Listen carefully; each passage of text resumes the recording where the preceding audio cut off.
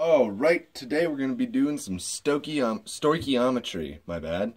So our problem is how many kilograms of iron can be produced by the reactant of 7 kilograms of the compound Fe2O3 and 3 kilograms of the compound CO. That should be... Oh, that's right. And then the second question is how many kilograms of the excess reactant remains after the reactant has ceased, which we'll be getting to in the next part. This is the chemical equation that we're working with. And now let's jump into setting up this first problem.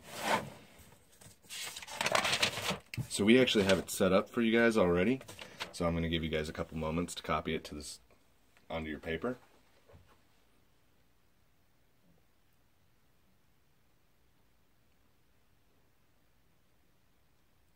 All right, so now we need a conversion factor for this first one to get 7 kilograms of Fe2, iron 3, into moles.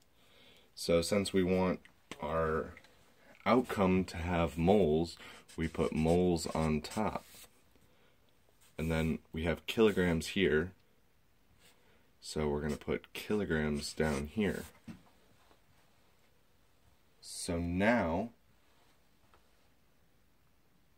we're going to put a 1 on top, and now to get the bottom number, we're going to do the molar mass of Fe, which is iron, times 2, and then oxygen times 3. Iron has a molar mass of 55.84, so 55.84 times 2 plus 16, which is the molar mass of oxygen, times 3.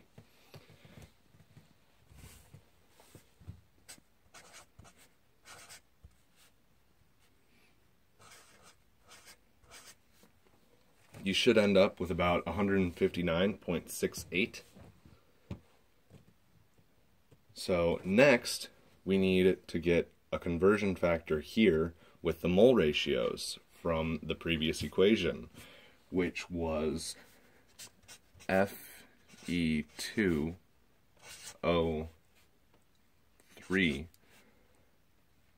plus 3CO, which all goes to 2Fe plus 3CO2.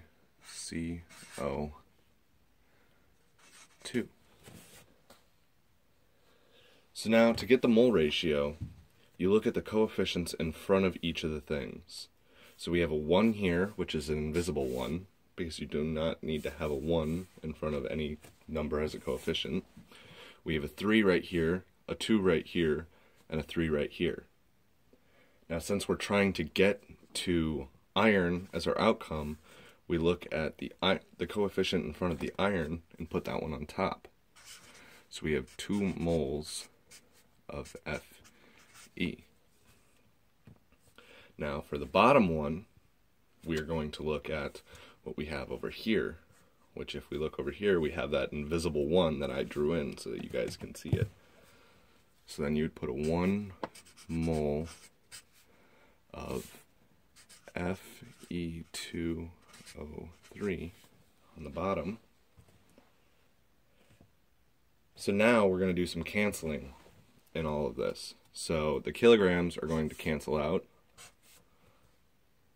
The moles right here will cancel out with these moles. The Fe2O3 is going to cancel out with this Fe2O3. And then you should just be left with moles of iron, which we have written right there. So I'm going to give you guys a couple of seconds to do that calculation.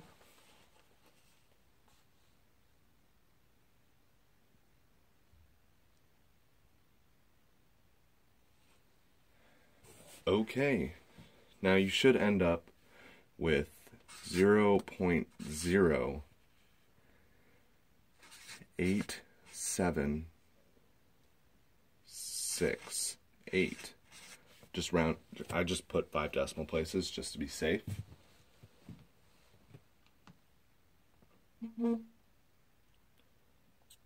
Okay, so now we're going to start with the second equation. For the second equation, we're going to do this pretty much the same thing. So we're going to have a single mole on top over here. We're going to have moles of iron over here. We're going to have kilograms down here. Over here, we're going to have moles of CO instead of Fe2O3. And then we're going to fill in some of the numbers here now. So now we need the molar mass of the compound CO, which carbon, I believe, is 12.01, and oxygen, again, is 16. So if we take that and add those two up, you should get 28.01. And now we got to look back up at this equation for the mole ratio. So we see that there's a 3 in front of the CO, so we can put a 3 right there. There's still a 2 in front of the iron, so we'll put that there. So now we just do some more canceling. So the kilograms cancel out, the COs cancel out, the moles cancel out, and we're left with moles of Fe and moles of Fe, or iron. Now I'm going to give you guys a couple seconds to do that calculation.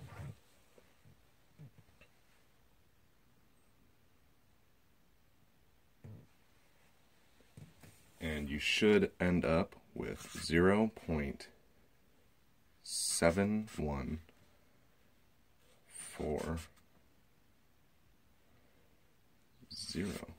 My bad. You actually end up with 0.0714.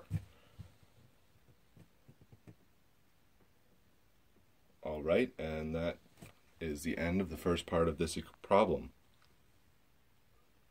Welcome back for the second part of this equation. So now we're going to be working on this part of it.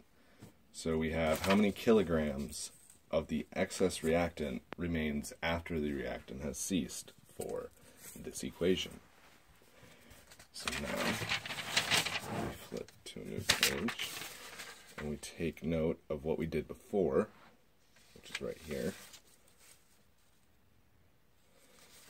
We can see which one was our limiting reactant. For this one, we have a bigger number up here and a smaller number up down here. So this one is going to be our limiting reactant. So we're going to do some work on that one to figure out exactly how much of the excess reactant remains after it was over.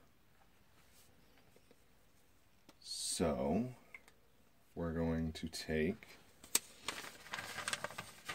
0.0714 times 55.84, which is the molar mass of iron.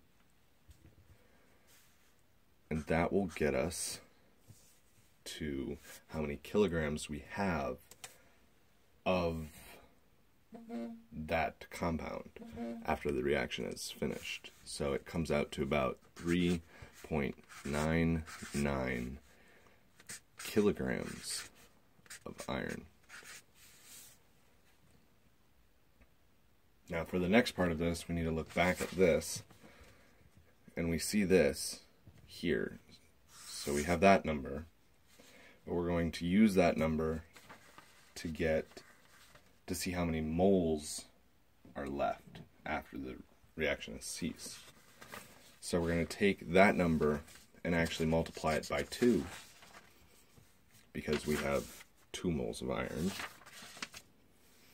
So we have 0.0714 times 2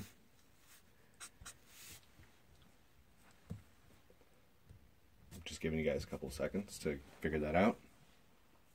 And then that's going to come out to 0.14280. And then we're going to use that number and we're going to subtract this number from that. So it's going to be minus 0.08768. And now you can see why I actually added that extra 0. So then, give you guys a couple seconds to do that out.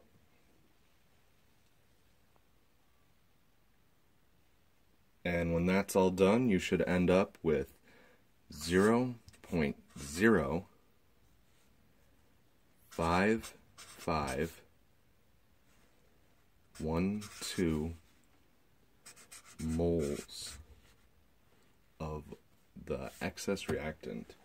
And that is how much remains after the reaction has ceased of the compound Fe2O3. And just a quick clarification, this is actually part of the first one when it asks how much can be produced. 3.99 kilograms of iron can be produced from all of this.